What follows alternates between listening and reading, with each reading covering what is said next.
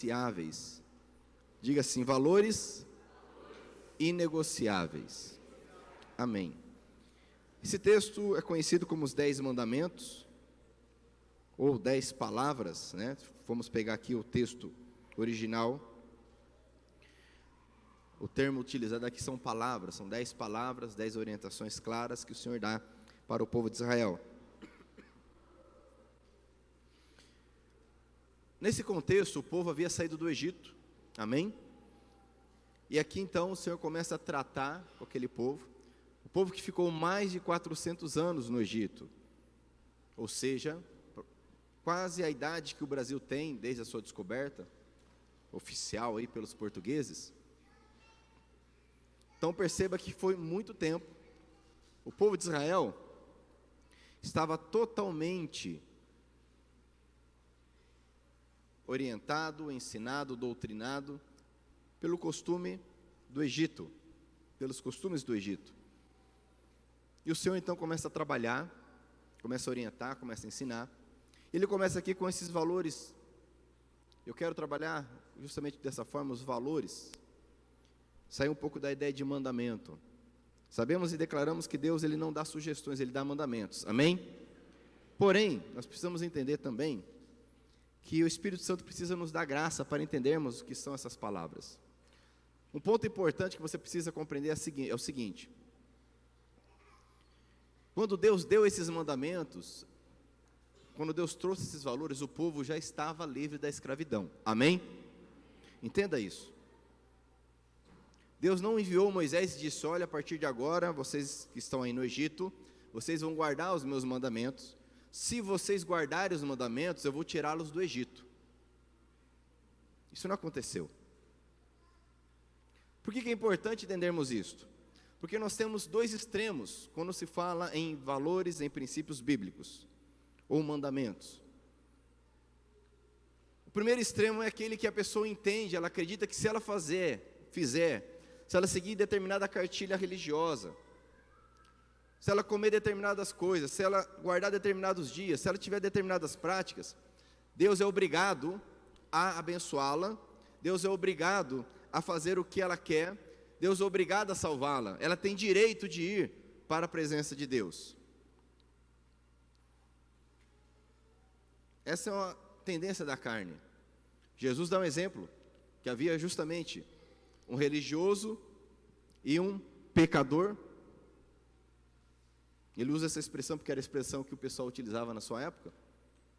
E os dois subiram ao templo para orar, e aquele religioso disse, Senhor, obrigado, porque eu não sou como esse pecador.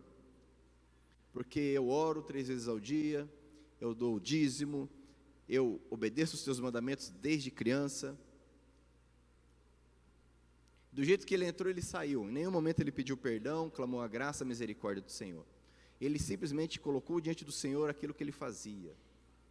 E a religião justamente ela que faz isto. A religiosidade falsa.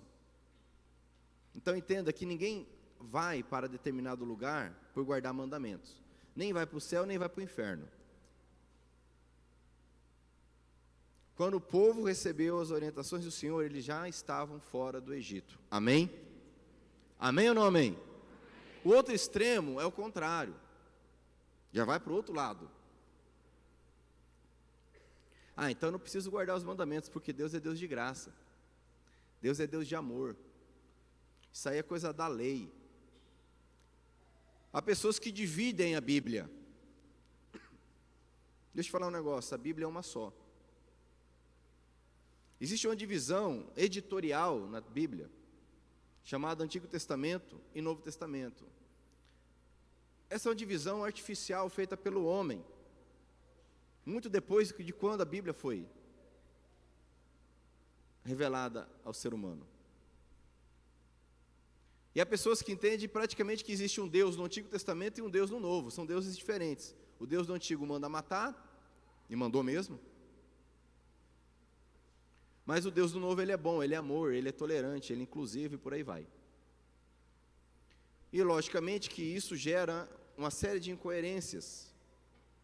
Porque a Bíblia é uma só e Deus é um só, Ele não muda. A Bíblia diz que não há sombra de variação em Deus. Amém? A Bíblia diz, graças a Deus, eu, o Senhor, não mudo, porque se Deus mudasse, o que também muitos não entendem, porque falam, mas determinada vez Deus falou que ia destruir Nínive, Jonas foi lá, o povo se arrependeu, Deus não destruiu. Sim, é lógico. Deus, Ele tem um relacionamento conosco, esse relacionamento é condicional. Ele falou que o povo ia entrar na terra prometida, desobedeceram, não entraram, morreram. É um relacionamento. Mas nós temos aqui, o Senhor trazendo através de Moisés, valores que são inegociáveis. Então, primeiro ponto, entenda isto. Nenhum de nós, primeiro, é capaz de guardar o que Deus começa a revelar a partir daqui, porque esse é o início. Se você já leu Êxodo, você sabe que daqui em diante surge uma série de mandamentos, orientações, e por aí vai. Estatutos, ordenanças. Precisamos entender os valores revelados aqui. Mas antes de eu começar a trabalhar cada um deles, eu gostaria que você abrisse a sua Bíblia em Mateus capítulo 5. Vamos ver o que o Senhor Jesus fala acerca da lei e dos profetas. Mateus capítulo 5.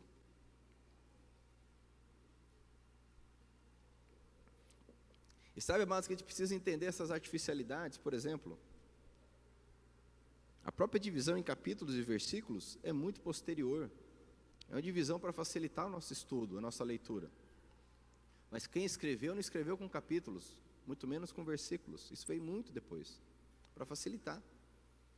Quando Jesus, por exemplo, cita a Bíblia, ele diz certa vez, no trecho da sarça ardente, está escrito assim, eu sou o Deus de Abraão, de Isaac e de Jacó.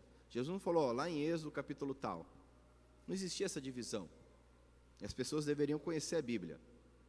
Porque se eu falar para você, abre lá onde está falando da sarça ardente. Lascou, né?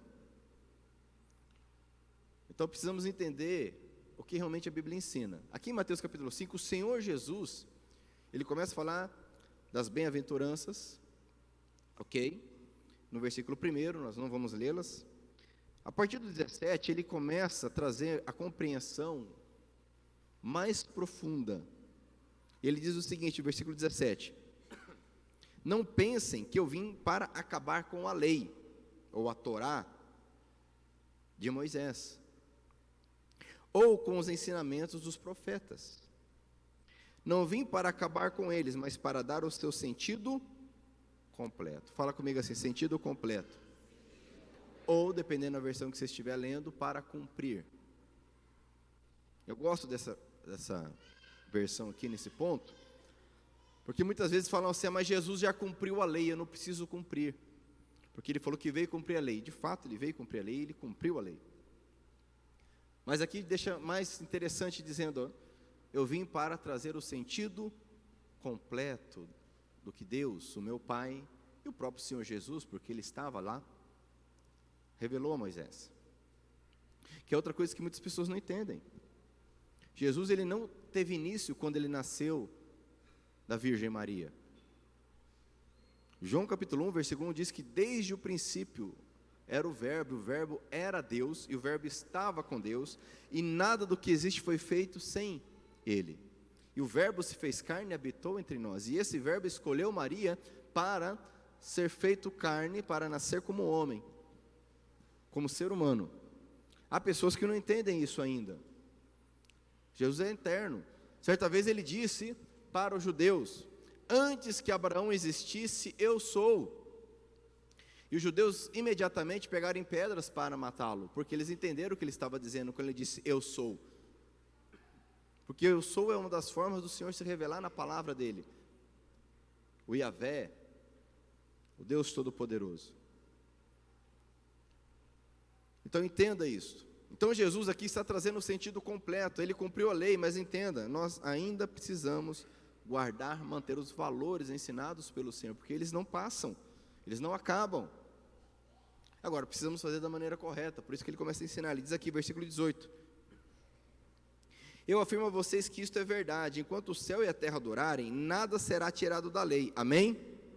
Nem a menor letra, nem qualquer acento, e assim será até o fim de todas as coisas. Portanto, qualquer um que desobedecer ao menor mandamento e ensinar os outros a fazerem o mesmo, será considerado menor no reino do céu.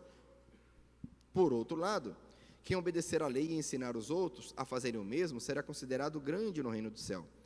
Pois eu afirmo a vocês que só entrarão no reino do céu se forem mais fiéis, em fazer a vontade de Deus do que os mestres da lei e os fariseus. Então Jesus está dizendo, ó, a lei precisa ser observada, praticada, mas da forma correta. Entenda, como eu disse, Deus, através de Moisés, colocou um parâmetro, um padrão, dizendo, povo, vocês como meu povo, vocês que foram libertos, vocês que foram salvos da escravidão, vocês precisam viver dessa forma. Você sabe que não viveram, mas Deus deixou bem claro o padrão dele, o padrão de Deus é alto. Então vem Jesus agora, e Ele vai cumprir, Ele vai obedecer, e obedecer até o fim e até a morte, para que através dele nós tenhamos acesso ao Pai. Através da obra que Ele faz, nós teremos acesso ao Pai, porque Ele guardou, cumpriu todos os mandamentos, todas as ordenanças, todos os estatutos, que são centenas, e da forma correta, que é o mais importante. E ele começa a trazer aqui um parâmetro mais alto, diga assim, mais alto. Olha o que diz o versículo 21 sobre o homicídio. Em Êxodo diz, não matarás, ok? Sim ou não? Olha o que Jesus diz aqui, versículo 21 de Mateus 5. Vocês ouviram o que foi dito aos seus antepassados, não mate, quem matar será julgado. Mas eu lhes digo que qualquer um que ficar com raiva do seu irmão será julgado. Quem disser ao seu irmão, você não vale nada, será julgado pelo tribunal. E quem chamar o seu irmão de idiota, estará em perigo de ir para o fogo do inferno. Olha o padrão que ele coloca aqui. Tudo bem, você não mata, mas você é um estúpido com as suas palavras. Você tem ódio, você tem amargura. Você é ácido. Você ataca as pessoas. Você mata as pessoas, você mata os sonhos das pessoas, você mata a autoestima das pessoas. É um padrão alto. Quando ele fala do adultério, nós vemos a não adulterarás. Sim ou não? Olha o que Jesus diz, vocês, versículo 27. Vocês ouviram o que foi dito, não cometa adultério, mas eu lhes digo, quem olhar para uma mulher e desejar possuí-la, já cometeu adultério no seu coração. Simples. Um padrão muito alto. Por isso que ele veio para cumprir da forma correta. A lei mudou, não é a mesma lei, só que ele está ensinando a lei da forma correta.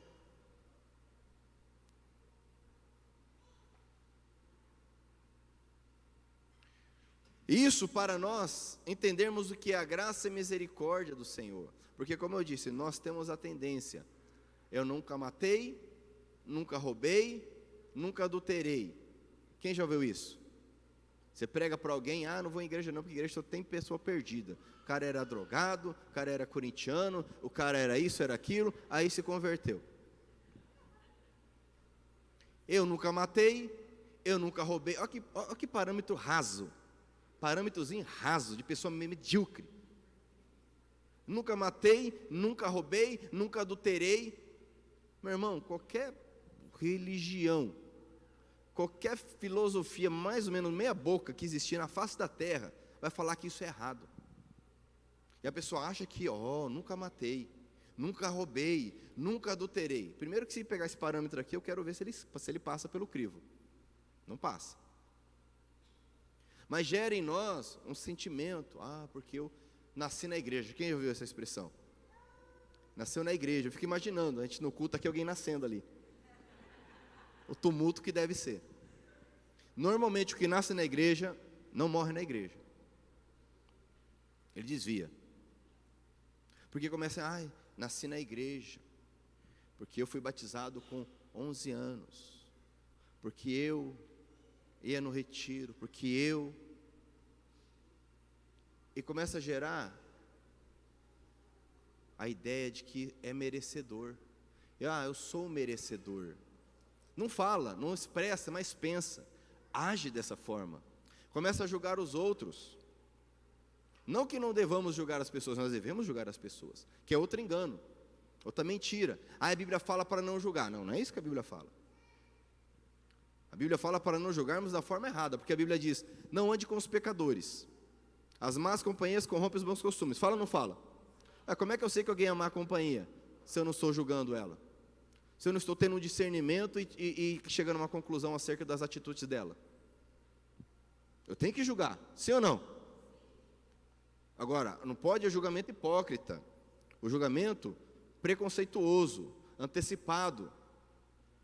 Apontar o cisco no olho do irmão, eu estou com a trave no meu. Que é justamente o que a religiosidade cria e gera. E nós precisamos da sabedoria do Espírito Santo para não cair em nenhum dos dois extremos.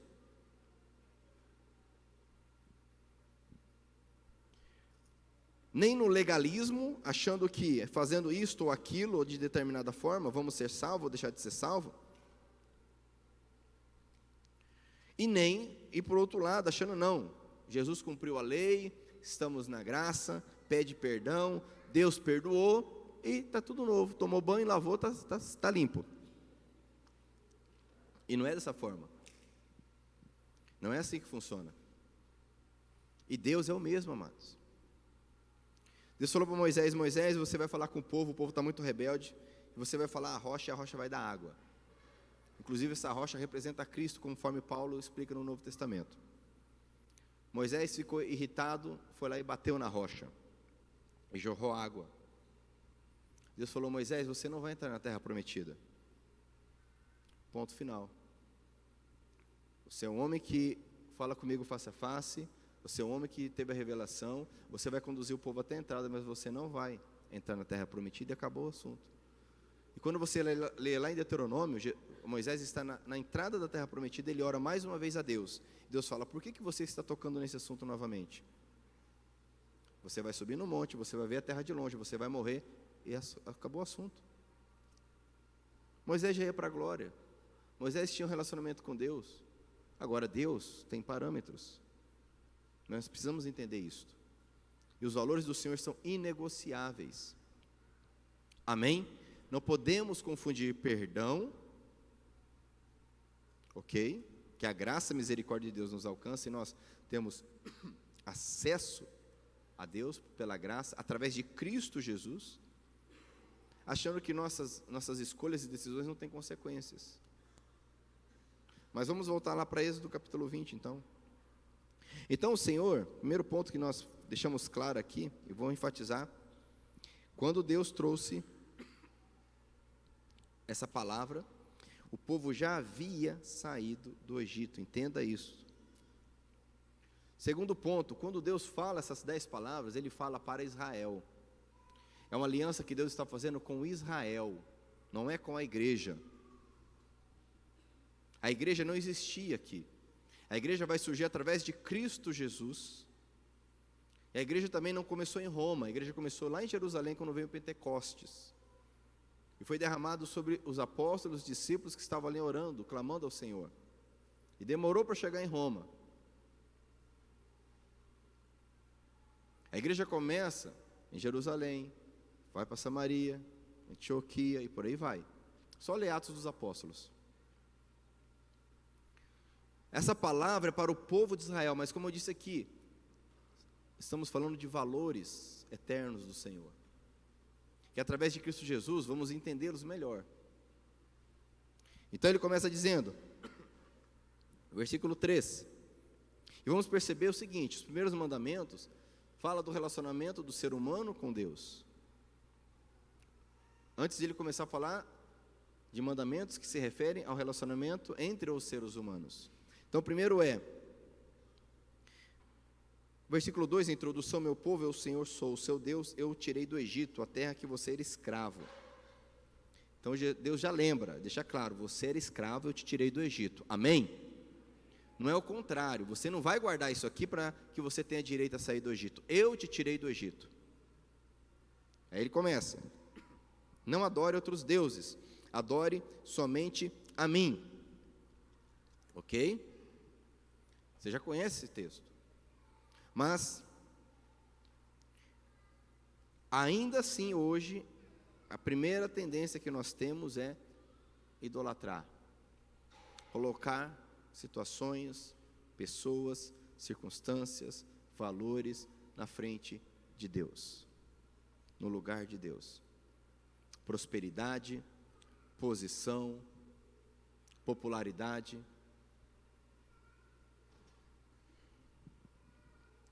Vamos colocando as coisas diante do Senhor. O que é um Deus? É qualquer coisa que possa suprir nossa necessidade. Vou falar de novo. O que é um Deus?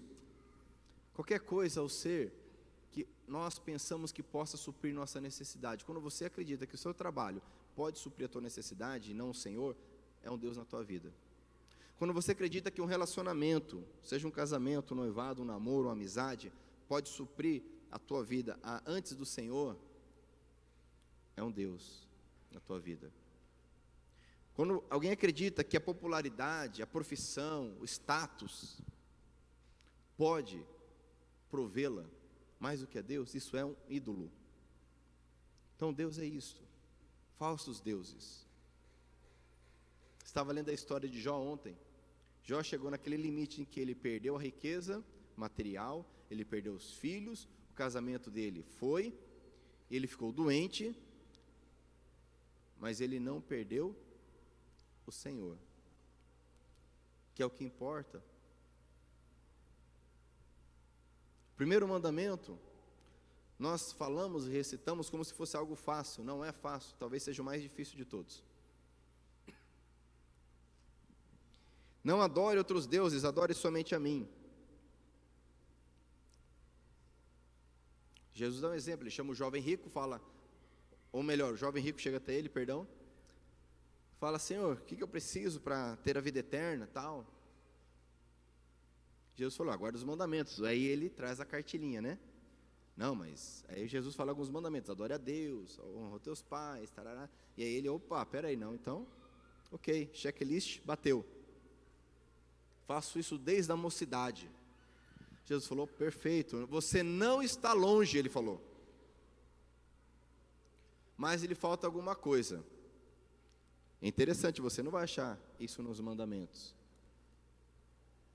de forma expressa. Ele diz, vende tudo que você tem, dá aos pobres e me segue. É interessante que você não encontra Jesus falando isso para mais ninguém, só falou para aquele jovem. E o jovem ficou triste, pesado no seu coração, não aceitou a palavra e foi embora. Ele tinha um Deus. Apesar de seguir uma cartilha, ele tinha um Deus, que era a sua riqueza.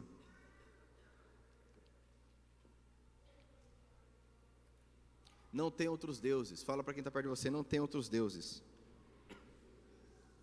Jesus diz, não é possível servir a dois senhores. Diz o versículo 4, não faça imagens de nenhuma coisa que há lá em cima no céu, ou aqui embaixo na terra, ou nas águas debaixo da terra. Não se ajoelhe diante de ídolos, nem os adore, pois eu, o Senhor, sou o teu Deus, e não tolero outros deuses. Eu castigo aqueles que me odeiam, até os seus bisnetos e tesnetos. Porém, sou bondoso com aqueles que me amam e obedecem aos meus mandamentos, e abençoo os seus descendentes por milhares de gerações. Deus está falando aqui claramente acerca de não criarmos imagens.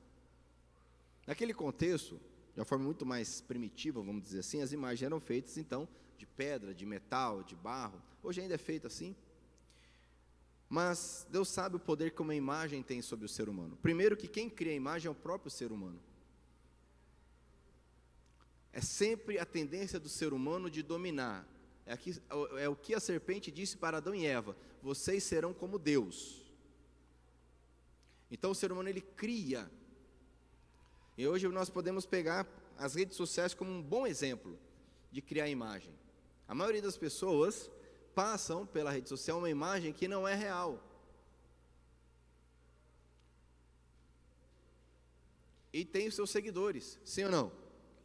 Mas o seguidor não adora. Depende do que você entende por adorar. Se você tem como uma referência, você começa a seguir, curtir comprar o que a pessoa compra, fazer o que a pessoa fala para você fazer. E é justamente isso que as marcas fazem, né? Ora, desde da imagem de gesso que fica na parede, que alguém vai lá e se ajoelha, achando que é Deus, mas alguém fala assim, não, mas eu não acho que é Deus. Acha sim. Vou dar um exemplo simples para você. Deus, ele tem 3 características que o distinguem de todos, de tudo e todos. Ele é onipotente, ele pode todas as coisas. Ele é onipresente, ele está em todo lugar. Ele é onisciente. Amém? Isso não explica Deus, porque a nossa capacidade não explica Deus, mas são características que a gente consegue perceber pelas Escrituras. Ele é onipotente, onisciente, onipresente. Ok? Amém? O ser humano não é nem onipotente, nem onipresente, nem onisciente. Sim ou não? Pois bem. Vamos pegar um exemplo. Talvez o maior homem aqui, na minha opinião, Paulo. Vamos pegar Paulo. Paulo morreu, sim ou não? E eu creio que conforme ele dá o bom testemunho, ele correu a boa carreira, ele combateu o bom combate, guardou a fé, estava para receber a glória, a coroa do Senhor. Então ele está junto com o Senhor. Amém? Pois bem, agora pensa comigo, que eu agora vou fazer uma oração para Paulo.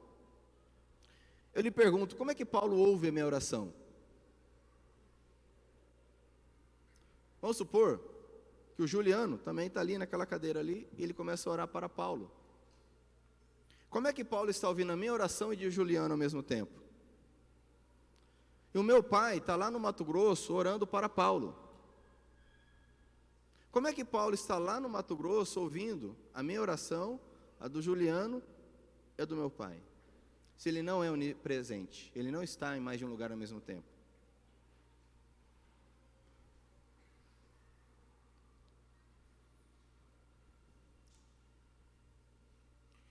Só Deus pode ouvir as orações, é o que a Bíblia ensina.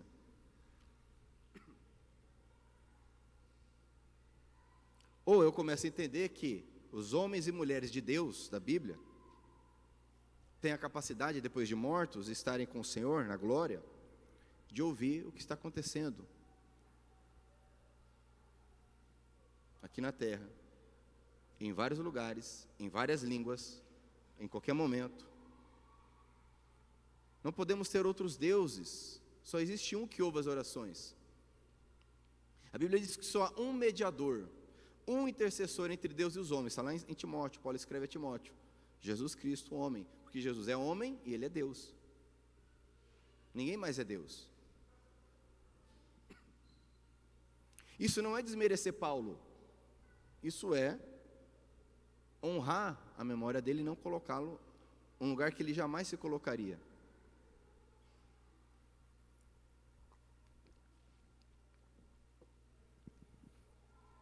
Quem está entendendo?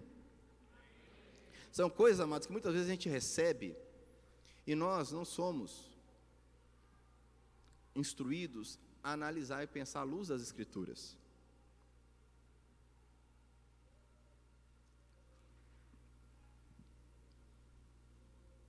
Diz o texto aqui ainda, não se ajoelhe diante de ídolos, nem os adore. Então, no primeiro momento, ele traz algo mais genérico, deuses, situações, pessoas, circunstâncias. No segundo momento, ele traz algo mais palpável, que é a tendência do ser humano. Nós, amados, temos a tendência de nos apegar ao que vemos, ao que tocamos. Nós queremos ver algo, queremos tocar em algo. Essa é a tendência natural, humana. É por isso que a Bíblia fala, nós não andamos pelo que vemos, andamos pelo que cremos. Amém? Porque se deixar, eu quero ver algo, eu quero tocar em algo. Às vezes Deus se revela, mas isso não é regra, nem de longe. A pessoa que não crê em Deus, se você crê em Deus, ele então aparece aqui para mim. Mas rapaz, vamos pegar o Alexandre de Moraes, se eu falar para o Alexandre de Moraes aparecer aqui agora, ligar para ele, ele vai aparecer, ele é obrigado a fazer isso? Quanto mais Deus, cara. Acho que Deus é empregadinho de alguém. Deus faz mágica para impressionar a criança, de certo.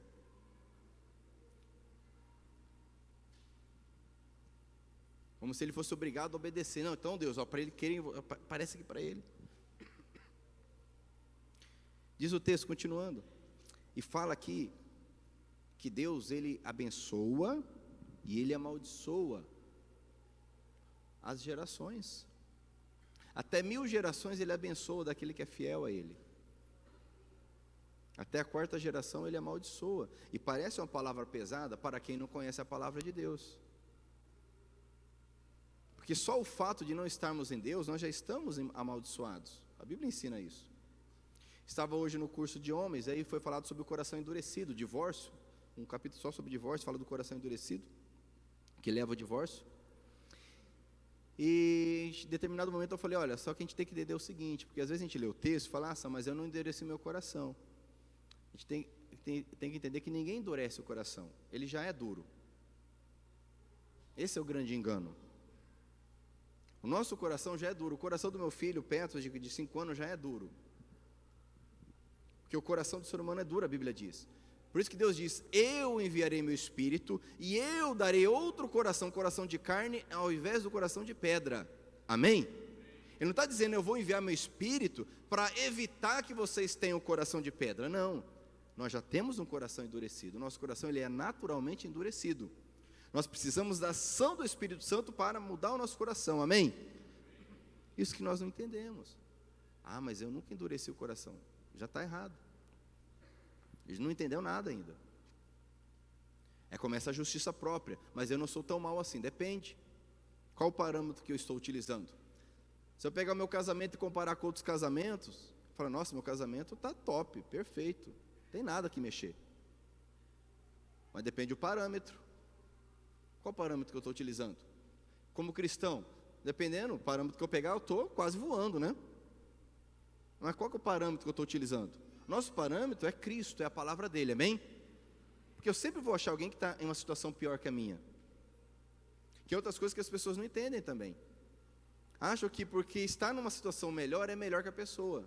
E não é verdade, ninguém é melhor que ninguém, amém? Pode ser que hoje eu esteja financeiramente melhor que você. Isso não me faz melhor que você. Pode ser que hoje a minha saúde esteja melhor que a sua, mas isso não me faz melhor que você. Pode ser que hoje, em alguma circunstância qualquer, eu estou melhor. Mas isso é circunstância, diga circunstância. E as circunstâncias mudam. As circunstâncias mudam. Volta a citar o exemplo de Jó.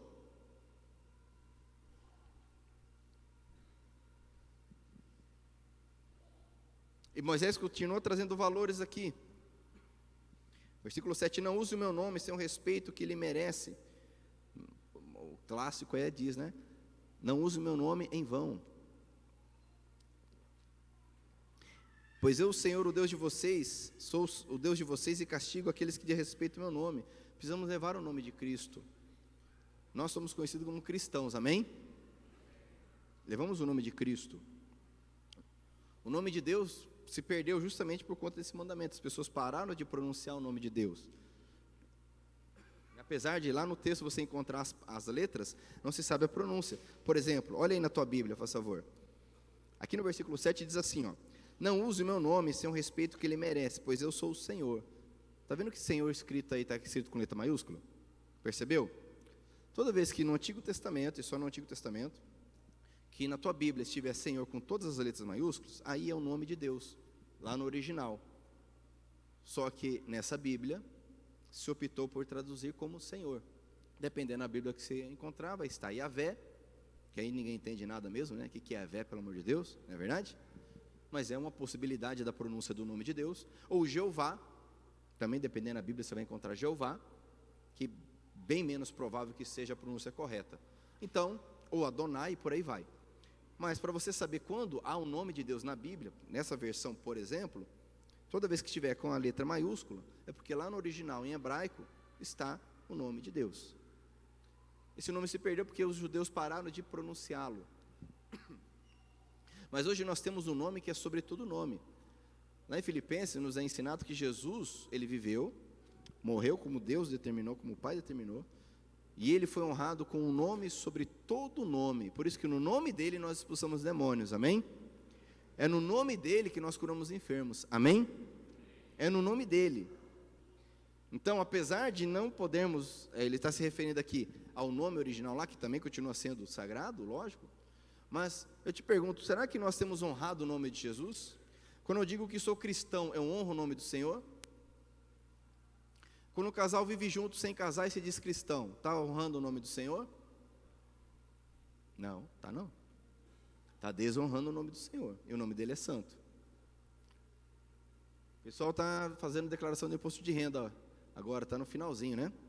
Quando o camarada se diz cristão, e passa a perna no imposto de renda, e não paga o que é devido, ele burla, está honrando o nome de Cristo, sim ou não? Quando ele não paga as contas dele, é caloteiro, está honrando o nome de Cristo, sim ou não? Quando ele mente, está honrando o nome de Cristo, sim ou não? Amados, o nome de Cristo, o nome do Senhor, precisa ser elevado, honrado, glorificado, amém? Olha que Cristo nem é o nome, né? Jesus é o nome, Cristo é o título. A palavra Cristo significa ungido. Ou Yeshua, às vezes a gente canta Yeshua aqui. Quem já viu a gente cantar Yeshua? Às vezes a pessoa ouve pela primeira vez, até assusta, acha que é coisa, né? Yeshua, negócio estranho, né? Mas Yeshua é o nome de Jesus em hebraico. Igual Yosef é o nome de José. Shelomo é Salomão. David é Davi. Avraham é Abraão. Quando passa para o português muda. Jesus é Yeshua, ficou Jesus. Jesus em espanhol, Jesus em inglês e por aí vai. Então a gente canta Yeshua aqui, não precisa assustar, amém? Fala para o teu irmão assim, não assusta não, meu irmão. Mas eu concordo que é estranho, para quem nunca viu, é estranho. Não estou te criticando não, eu tive a mesma sensação, tá? É estranho, mas é o nome de Jesus, ok? Amém? Continuando então, leve o nome do Senhor de forma séria. Ele continua dizendo, 8, guarde o sábado, que é um dia santo, faça todo o seu trabalho durante 6 dias da semana, mas o 7º dia da semana é o dia de descanso, dedicado a mim, o Senhor seu Deus. Não faça nenhum trabalho, nem você, seus filhos, suas filhas, escravos, escravas, os animais, os estrangeiros. Em 6 dias eu, o Senhor, fiz o céu, a terra, o mar e tudo que há neles, mas no 7º dia descansei. Foi por isso que eu, o Senhor, abençoei o sábado e o separei para ser um dia santo. Aqui nós temos outro valor eterno. Deus está dizendo, vocês não são mais escravos. Se contextualiza, meu irmão. Nós estamos falando de um povo que teve o tataravô, o trisavô, o bisavô, o avô, o pai e ele escravo. Escravo descansa que dia? Oi? Não descansa. Deus está falando agora, vocês são livres. Vocês vão ter um descanso. Assim como eu criei todas as coisas e descansei. Esse dia eu vi uma postagem. Falei, meu Deus, é cada coisa que a gente vê, né? Satirizando essa passagem. E Deus criou tudo no 6º dia e no 7º descansou, porque aparentemente a onipotência tem limite. Eu fiquei olhando, rapaz, não sabe nem o que está falando, né? Como se Deus tivesse ficado cansado. Deus cansou, né? Suou. Mas tá bom, fazer o quê? Uma hora Deus pega, aí se converte e vira pregador do evangelho. E vai dar testemunho depois. Deus está ensinando o princípio, e Ele guardou o sábado, o 7º dia, lá atrás, para nos mostrar, porque Deus é o nosso parâmetro. Ele cria o homem no 6º dia, e no 7º, Ele descansa, juntamente com o homem, o ser humano, dizendo, olha, é para isso que eu te criei, um relacionamento, paz, tranquilidade, sossego. Precisamos entender que não estamos falando de um dia da semana tão somente, algo muito além. Tanto é que a Bíblia fala de sábados que eram anuais. O povo parava, tirava um ano sabático, parava o ano todo, para descansar, entender algumas coisas. Eu quero que você entenda isso. Primeiro, nunca na história nós tivemos tantos instrumentos, tantos aplicativos, tantos eletrônicos para fazer as coisas por nós, sim ou não? Sim ou não? Para cozinhar, para lavar, para passar, para agilizar a nossa vida, sim ou não? E nós estamos cada vez mais ocupados. Ou é só comigo? Sim, ou é só eu? Cada vez estamos mais corridos, mais atarefados, mais estressados. E nós temos instrumentos que teoricamente nos ajudariam a ganhar tempo, sim ou não? Mas não é assim que funciona. Um dos motivos é porque nós, seres humanos, temos, novamente, a tendência de dominar a situação. Fala para quem está perto de você, não queira dominar a situação.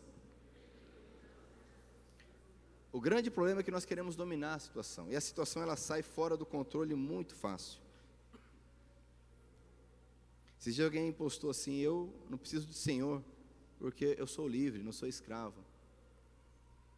Confia que é livre, vai confiando. Nós somos presos, amados, na ansiedade, no desejo de dominar, de ter as coisas debaixo do nosso controle. A gente quer que o cônjuge seja do jeito que a gente quer, que o filho seja do jeito que a gente quer, que o patrão seja do jeito que a gente quer, que o empregado seja do jeito que a gente quer, e logicamente que não é, sim ou não?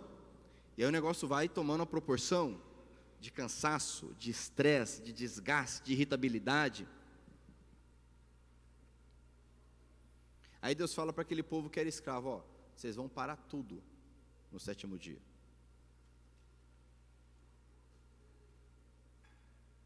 Caiu o maná à noite, pela manhã eles iam colher. Deus falava, vocês vão colher o maná todo dia, só que na sexta, vocês vão colher, no 6º dia vocês vão colher o dobro, porque sábado vocês não vão colher. O que aconteceu na primeira oportunidade? Deu sábado, o pessoal foi lá colher o maná. Criou o bicho, e Deus mostrou para eles, vocês não confiam em mim? Vocês estão vendo o negócio cair do céu na tua mão, e você não confia em mim? Quantos de nós, amados, vemos aqui, cantamos e adoramos, ouvimos a palavra, mas estamos sem confiar em Deus, sem descansar no Senhor. E tem mais, Deus criou o ano do jubileu, a cada 7 semanas de anos, ou seja, a cada 7 grupos de 7 anos, 7 vezes 7, 49, o povo tinha que parar tudo, um ano parado, perdoar a dívida, liberar os escravos, rasgar as promissórias. Você imagina isso? E Deus fala assim, vocês não vão enganar o povo, vai chegar no ano 48, 47, 49, e vocês vão querer dar um jeitinho. Deus fala desse jeito ainda.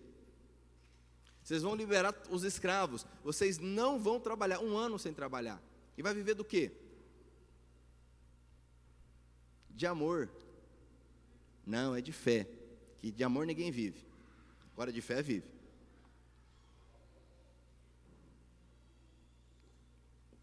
Quantos de nós, amados, se desesperam? Deus está falando, descansa, descansa você, descansa o teu filho, descansa a tua esposa, descansa o teu empregado, os teus animais, descansa. Eu não vou entrar na questão de guardar o sábado, tem gente que guarda o sábado especificamente, eu não vejo problema algum, a Bíblia, Paulo escreve de forma muito clara, se alguém acha que tem que guardar determinado dia pelo Senhor e faz para o Senhor, glória a Deus. Tem gente que entende que não precisa guardar, não guarda. A questão não é guardar um dia da semana, a questão é descansar no Senhor. Jesus ressuscitou, a gente poderia falar, mas a gente guarda o domingo, por quê? Porque Jesus ressuscitou no domingo, primeiro dia da semana. O Pentecoste vem no domingo, primeiro dia da semana. A igreja se reunia aos domingos, primeiro dia da semana. João recebeu a revelação do Apocalipse no domingo, primeiro dia da semana. Mas a questão não é guardar o domingo, guardar o sábado. A questão não é essa, a questão é descansar no Senhor. Até porque o autor dos Hebreus escreve, Deus prometeu um descanso para o povo, esse descanso ainda não foi recebido. Amém? Quem está entendendo aqui? Quem tem conseguido descansar no Senhor, de verdade? Você não é mais escravo, fala para quem está perto de você, você não é mais escravo, meu irmão. A Bíblia diz que Jesus veio para nos libertar da escravidão, do medo, da morte. Amém?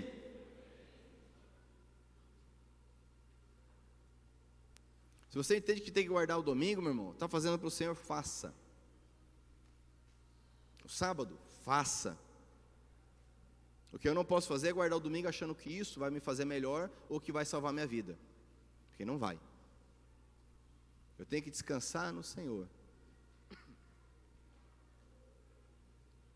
E ele continua dizendo, explicando, trazendo valores, fala assim, valores inegociáveis.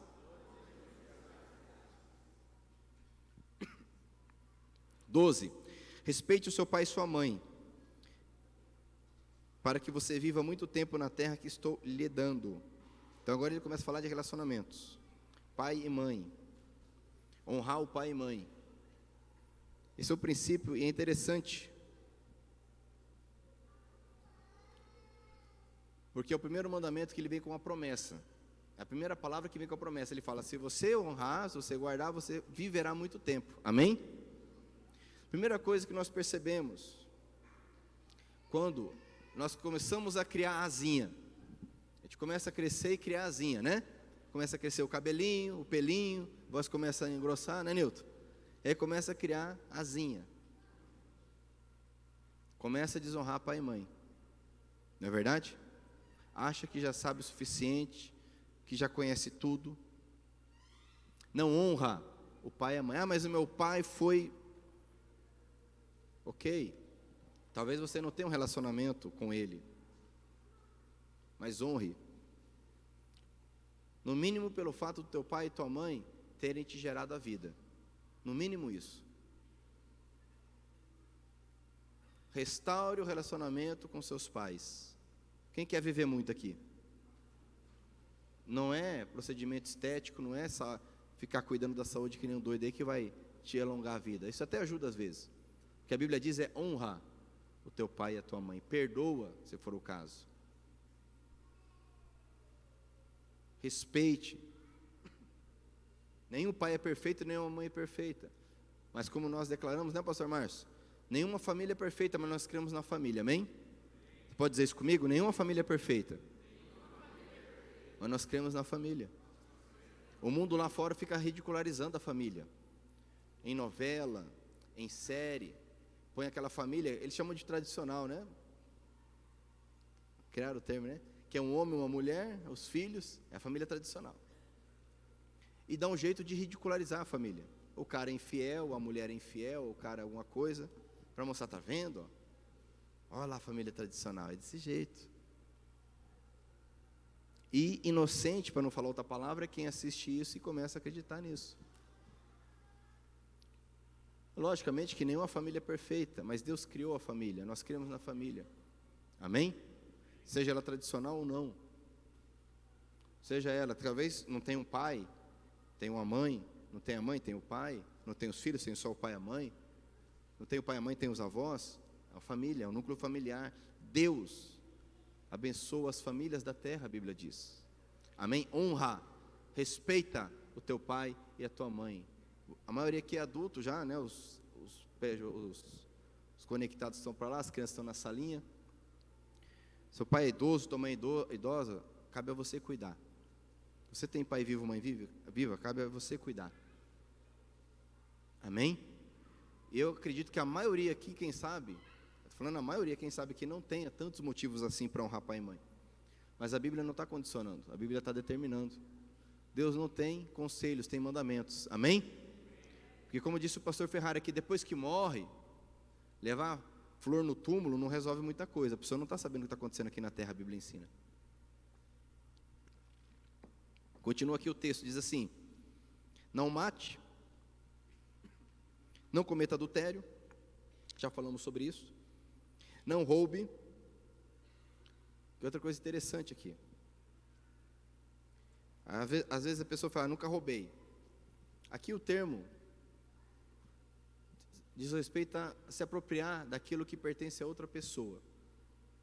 Seja um roubo, seja um furto, né? No direito penal tem essa diferença. Quando há violência é roubo, quando não há violência é furto. Aqui tanto faz. Mas deixa eu te falar um negócio.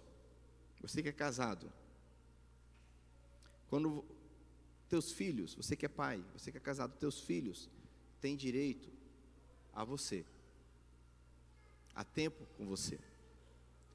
Tua esposa, teu esposo tem direito a você, tem direito a tempo com você. Quando você não dá o tempo aos seus filhos, Quando você não dá o tempo à sua esposa, ao seu esposo, você está furtando, você está roubando algo, porque não lhe pertence. Quem está entendendo isso? Não podemos colocar aquele padrãozinho lá embaixo, nunca roubei porque nunca peguei nada de ninguém, e mesmo assim se for procurar, às vezes até pegou já, nunca roubei, né? Era criancinha, pegou, pôs no bolso, levou para casa, né? Quem já fez isso quando era criança, pegou um brinquedinho, aí a mãe descobriu, né? Quem já fez isso? Vou levar uma mão ao pecador, né? Antigamente, o que acontecia? O que aconteceu com você, Júnior? Vara? Ou cinta? Chinelada, então. É interessante isso, porque é difícil uma criança que nunca fez isso. Você vê como uma tendência do coração do ser humano. Gostei, é bonito, quero para mim.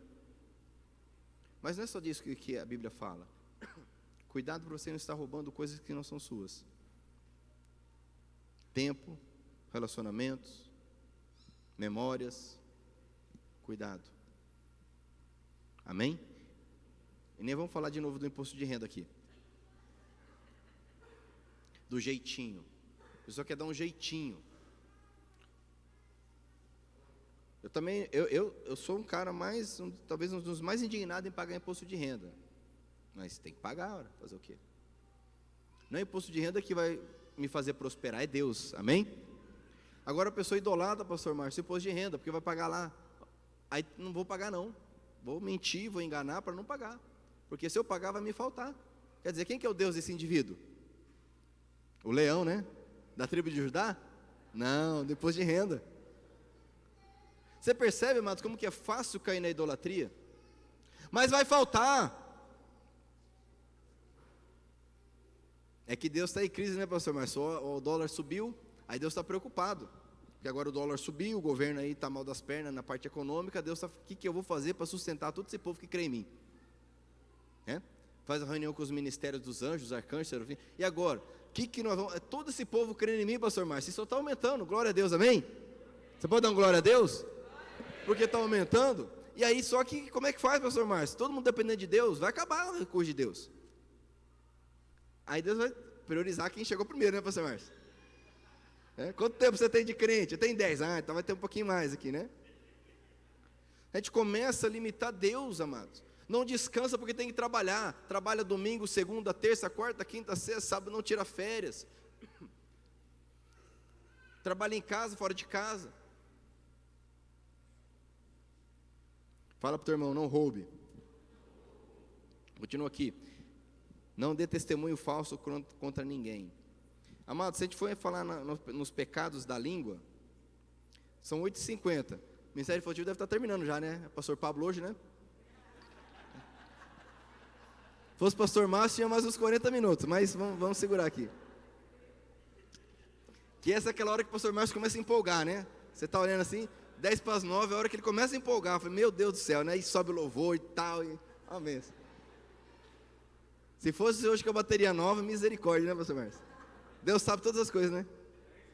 Não, é 10 horas. No outro dia, para acordar cedo, você sabe se foi culto do pastor Pablo ou pastor Márcio, né? Mas se nós fôssemos estender na questão do falso testemunho, amados, nós temos lidado com questões de fofoca aqui na igreja, amados. Pessoa que tem uma língua que não cabe dentro da boca. Fala demais, fala de todo mundo, fala da vida de todo mundo. Esses dias eu estava atendendo um jovem, criaram uma situação, e eu já passei por isso, até falei para ele, rapaz, já passei por isso, criaram uma situação, uma historiaiada, uma conversaiada, um piseiro, um negócio, que meu Deus do céu, aí você vai ver, não é nada daquilo, e a gente gosta. Quem não gosta da conversinha? Quem gosta, levanta a mão, vamos ver. Pode confessar o pecado, pode confessar, não confessar é pior. Quem gosta de uma conversinha? Saber o que está acontecendo, você luta contra, mas se começar aquela conversinha, aí fala assim, não é para orar pelo irmão, fala para mim orar por ele, né?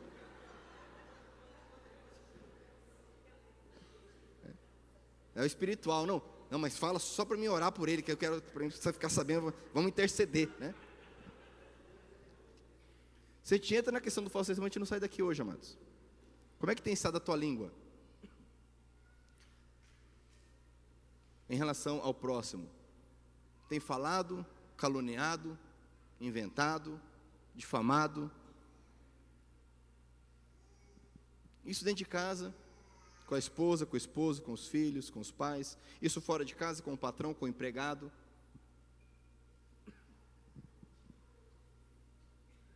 Nós temos a tendência, a pessoa faz 10 coisas certas e uma errada. Aqui que a gente fala do quê? Do que fez errado. Não fez mais que obrigação de fazer 10 certo, não é isso? Sim ou não? Mas errou, miserável. Tenha misericórdia, guarda a sua língua, não dê falso testemunho, não minta, o pai da mentira é Satanás. E o versículo 17. Esses são valores, amados, inegociáveis. Diga assim, negociável. Você não pode negociar esses valores. Mas eu aprendi. É porque eu sempre fiz. Porque eu não sabia. Um dia nós estaremos diante do Senhor. Esses valores aqui são inegociáveis. O que nós vamos falar para Ele?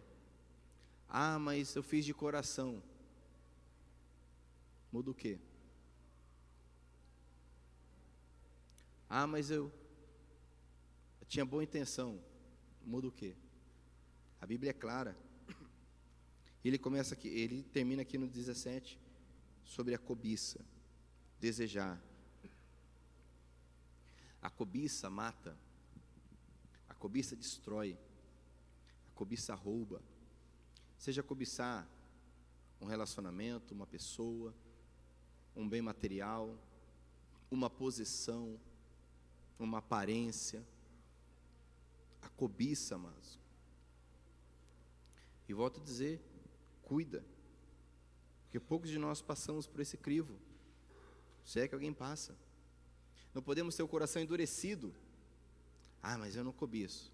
Cuidado. Quantos que estão com o casamento aí capengando porque fica pensando no casamento do outro?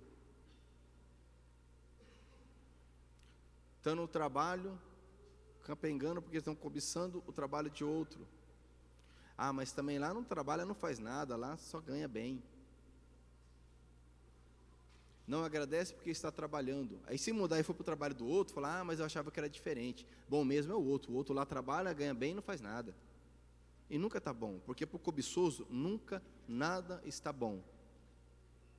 O cônjuge nunca está bem, nunca é o suficiente, o patrão nunca é suficiente, o emprego nunca é suficiente, Deus nunca é suficiente, o que tem nunca é suficiente.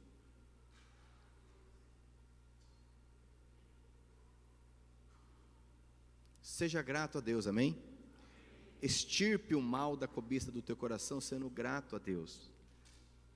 Teu marido tem defeitos. Talvez alguns serão curados pelo Senhor, amém?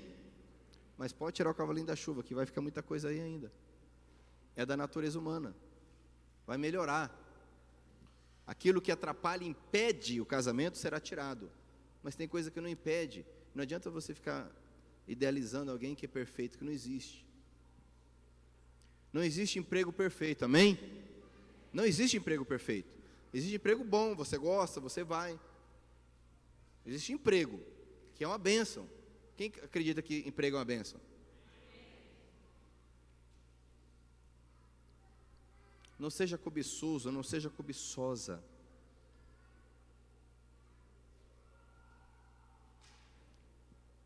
Esse valor é inegociável, parece, e eu quero encerrar com isso, entenda bem. Tem algumas coisas, amados, que nós ouvimos a vida toda, e elas cristalizam no nosso coração. Preste atenção nisso, por favor. E quando algo cristaliza no nosso coração, e nós ouvimos sobre aquilo, entra pelo ouvido e sai pelo outro. Eu vou dar um exemplo. Quem conhece a oração do Pai Nosso? Nós aprendemos desde pequenininho a oração do Pai Nosso. Jesus ensinou lá em Mateus capítulo 6 a oração do Pai Nosso. Se você pegar e estudar, entender o que Jesus está ensinando ali, é coisa fantástica. Mas nós ouvimos tanto, que cristaliza no nosso coração. Daqui a pouco, a gente vai estar lá no futebol, e antes da partida, o que a gente faz? Ora o Pai Nosso. E depois, aí o pau tora, né? Na hora do Pai Nosso, a nossa cabeça nem está ali. Agora o problema é o Pai Nosso ou a gente que está orando errado? Só que são coisas, igual quando a gente ouve assim, não adulterarás, não cobiçarás, passa assim, porque a gente já viu tanto isso. A gente não para e reflete. A gente não parte do princípio que nós cobiçamos. A gente não parte do princípio que nós adulteramos. A gente não parte do princípio que nós matamos. Isso não gera temor em nós. Isso não gera temor a Deus. Nós ouvimos algo como os 10 mandamentos e entra pelo ouvido e sai pelo outro. Não gera temor. Imagina aquele povo ouvindo isso pela primeira vez. Isso deve gerar temor em nós, mas nós ouvimos. É igual eu fui falar que Jesus morreu por nós na cruz. O Espírito Santo precisa renovar a nossa mente, o nosso coração, amém, amados? Isso é ter um coração endurecido, é ouvir os 10 mandamentos e achar que está tudo bem. Ufa, passou, estou indo bem daqui. Ou ouvir os 10 mandamentos e falar, oh, não estou tão bem assim, mas eu, né? Porque, amados, se Deus colocar isso aqui para nós, quem que escapa disso aqui, amados? Ou você está achando que você escapa desses 10 aqui? Você está tão bem assim? Isso é um coração endurecido. É isso que aconteceu quando o povo ouviu Jesus pregar.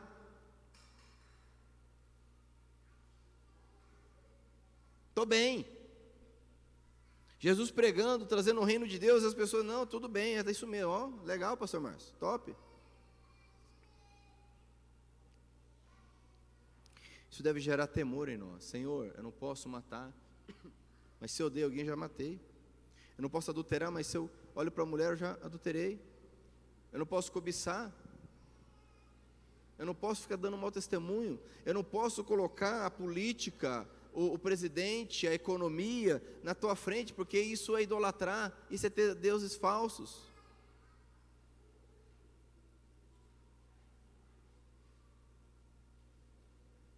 Eu quero te convidar, se você pode fazer, se colocar em pé.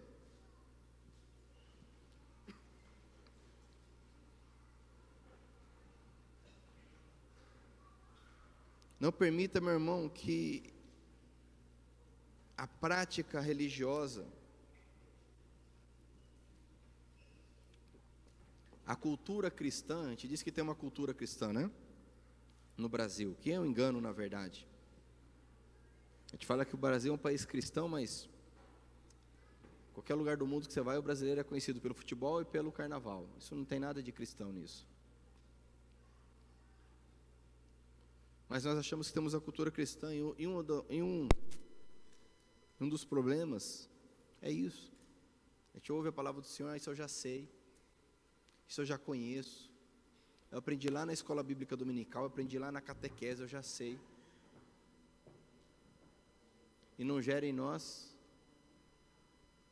temor, gratidão, falar, Senhor, obrigado, porque se não fosse a tua misericórdia, Senhor, quantas vezes eu já caí nisso aqui, quantas vezes eu já pequei nesses valores que são inegociáveis. Quem sabe hoje mesmo você pecou em algo aqui. Meu irmão, não tenha o coração endurecido, porque Deus abomina, a Bíblia diz. Deus abomina o coração endurecido. Tenha o coração quebrantado na presença do Senhor. Eu quero te convidar, se você quiser, fechar seus olhos e orar a Deus.